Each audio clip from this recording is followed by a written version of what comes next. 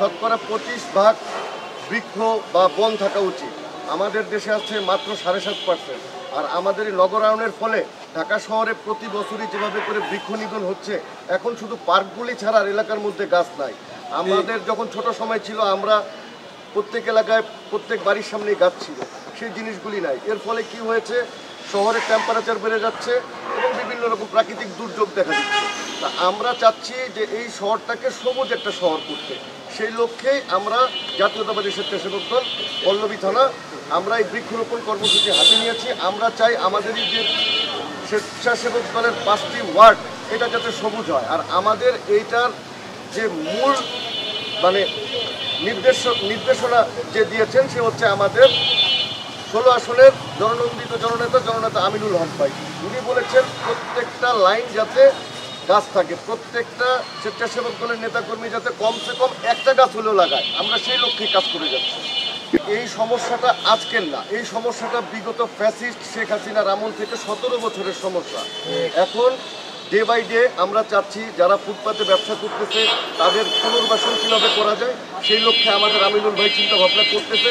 আর যেই সব জায়গাগুলি এখনও দখলমুক্ত আছে আমরা সেসব জায়গায় গাছ লাগিয়ে যাচ্ছি।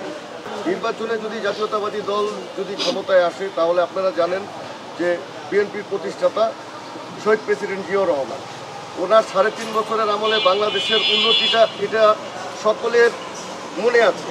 আর এবার যদি জাতীয়তাবাদী দল ধানের প্রতীক নিয়ে যদি নির্বাচনে যদি জিতে তাহলে অবশ্যই আমরা দেশের মাটি ও মানুষের জন্য কাজ করি। যেহেতু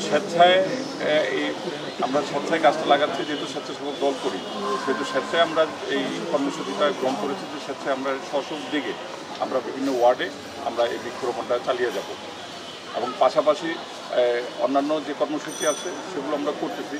বিভিন্ন জায়গায় আমাদের ট্রাফিকিং কাজ এই সপ্তাহ থেকে শুরু হবে যানজট মুক্ত করার জন্য। পাশাপাশি আমরা বিভিন্ন স্পিড ব্রেকারগুলোতে রং করে যাচ্ছি যাতে মানুষের চলাচল করতে বা চালকদের কোনো প্রবলেম না হয়, সেই জন্য আমরা এগুলো নিয়ে কাজ করে যাচ্ছি। সমস্ত কাজের তত্ত্বাবধানে আমরা আছি এবং আমিনুল হক ভাইয়ের নির্দেশনায় তার সার্বিক সহযোগিতা নিয়ে আমরা ইনশাল্লাহ এই কাজগুলো করে যাচ্ছি, আগামীতেও করে যাবো ইনশাল্লাহ। আমিনুল হক ভাইয়ের পক্ষ থেকেই দেওয়া হয়েছে প্রতিটা কাজ। আপনারা যতগুলো কর্মকাণ্ড দেখতেছেন প্রতিটা কাজ আমিনুল হক ভাইয়ের নির্দেশে তার সার্বিক তত্ত্বাবধানে এগুলো আমরা এবং বিভিন্ন অঙ্গ সংগঠন করে যাচ্ছি। শুধু গাছ লাগাবেন নাকি টপও বিভিন্ন জায়গায় দিবেন?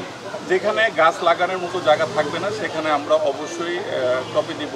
আমাদের ইচ্ছাও আছে বিভিন্ন বড় বড় রোডগুলোতে যেগুলোতে ডিভাইডার নাই, হয়তোবা আমরা আগামীতে মাঝামাঝি আমরা টপ লাগিয়ে দিব। আমরা নবগঠিত কমিটি আমাদের কমিটির বয়স আজকে প্রায়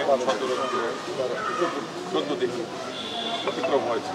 তো ইতিপূর্বে যাদের কমিটি ছিল তারা তো করেছে, আর আমরা যারা পদপ্রত্যাশী ছিলাম আমরাও আমাদের নেতাকর্মীদেরকে নিয়ে আমরা বিভিন্ন কর্মকাণ্ড করে গিয়েছি, এটা আপনারা হয়তো দেখেছেন। ইনশাল্লাহ আগামী দিনে শুধু যে স্বেচ্ছাসেবক দলই সমস্ত কর্মকাণ্ড পরিচালনা করবে তা নয়, যত অঙ্গ সংগঠন আছে, যুবদল, ছাত্রদল, শ্রমিক দল, অন্যান্য যত অঙ্গ সংগঠন আছে সবাই সম্মিলিতভাবে যার যার অবস্থানে শেষে তাদের কর্মকাণ্ড পরিচালনা করবে আমিনুল হক ভাইয়ের নির্দেশে। আমিনুল হক ভাই আমাদেরকে অলরেডি যেভাবে নির্দেশনা দিয়েছেন আমরা সেভাবে কাজ করে যাচ্ছি। আর আগামীতেও জলাবদ্ধতার কাজ আমরা সিটি কর্পোরেশনের পাশে থেকে জনগণের সুবিধার্থে আমরা ইনশাল্লাহ করে যাব। এটা কিন্তু শুধু লোক দেখানো নয়, গাছটা তো এটা সদকায়ে জারিয়া, আর এটা লোক দেখানো বিষয় নয়, এটা সম্পূর্ণ ইতিপূর্বে আমার আহ্বায়ক সাহেব বলে গেছেন। আমরা আসলে পরিবেশ রক্ষা করার জন্য আমিনুল হক ভাইয়ের নির্দেশে আসলে যে সমস্ত কাজগুলো জনমানুষের কল্যাণে আসে আমরা সেগুলো কাজ আমিনুল হক ভাইয়ের নির্দেশে আমরা কর্মসূচিগুলো করে যাব।